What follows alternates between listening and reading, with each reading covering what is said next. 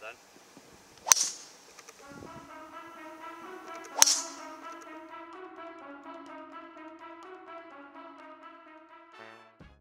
Hello everybody and welcome to Matt Fryer Golf. I'm down at Davenport Golf Club today and now we're going to be looking at a mini series on how you can hit your driver more consistently and further. So today we're going to be looking at the first part, which is your setup. Now without a good setup you're obviously going to be off to a loser already, so we need to make sure we've got the key fundamentals in place so we can give ourselves the best chance of actually hitting those drives that are further and straighter.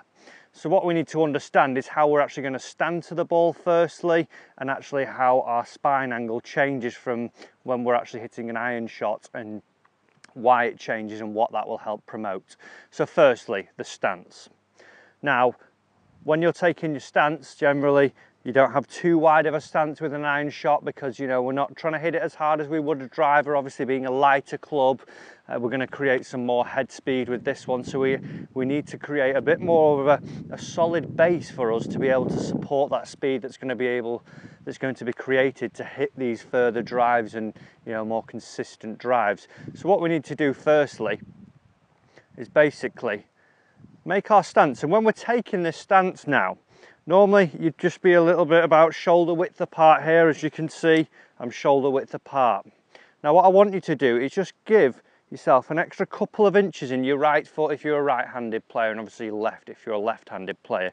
You're just going to go so it's just a little bit further now, and you should feel, you know, really stable on your feet there. It's a little bit wider than normal. This is going to be able to support the power that's created.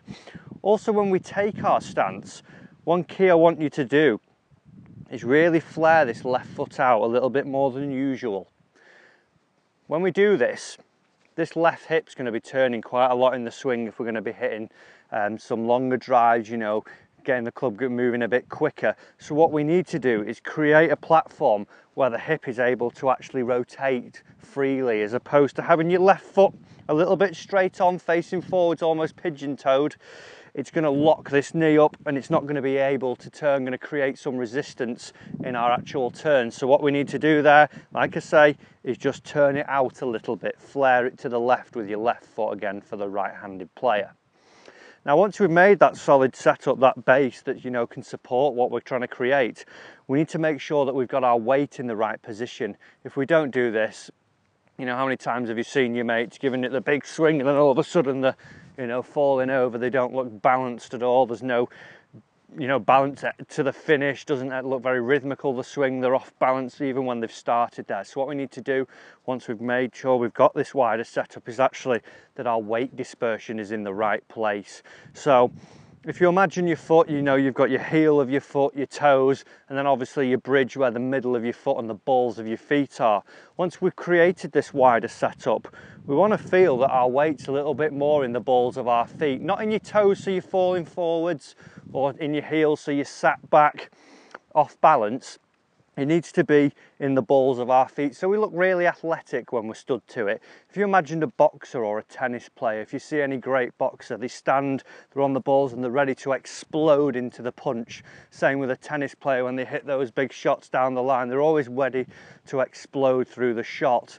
You know, so that's what we need to do in our golf swing, because when we're hitting these big drives, we are trying to explode and put some explosive power in there. So we need to make sure that we've actually created a platform for that to occur. So like I say, a bit of a wider stance, we flare our left foot out, and then also make sure that that weight's a little bit more in the balls of your feet. If you stand rocking for a second, you will find it where it is. As soon as you're just coming back down off your toes, you'll find those balls of your feet there. Now secondly, in your setup, we're not actually trying to hit down on this golf ball like we would an iron shot. We're trying to help it up in the air a little bit.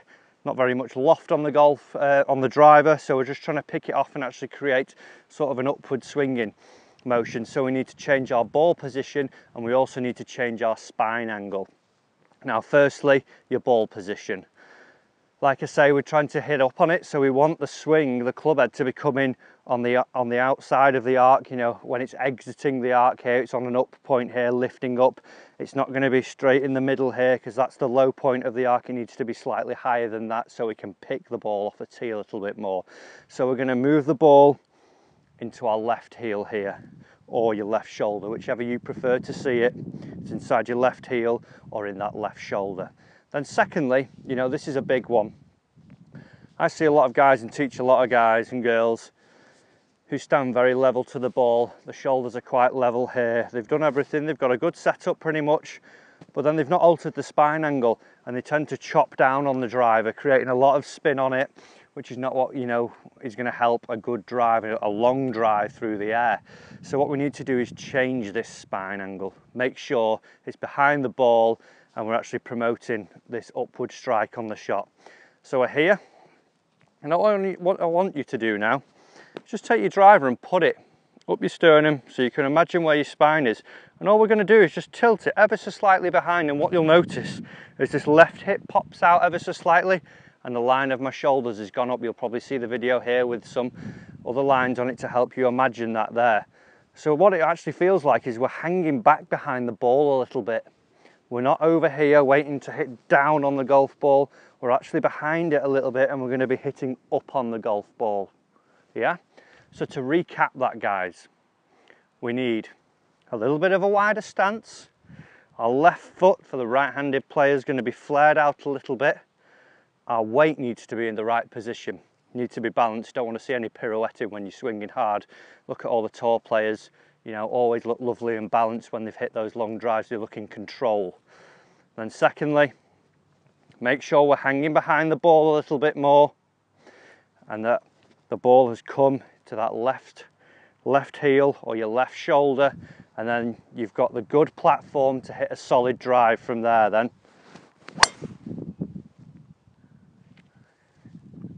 See what you think, give it a try, guys. Like I said, there's going to be some more parts of this series coming up, a few more videos to help you hit those longer, straighter, more consistent drives. As always, guys, do subscribe to the channel. Check me out on all my other social media platforms, Facebook, Twitter, Instagram. Go and give me a follow on those, and also post any comments down below and share your ideas and thoughts on my other platforms as well. And remember to subscribe, and I'll see you soon with more videos.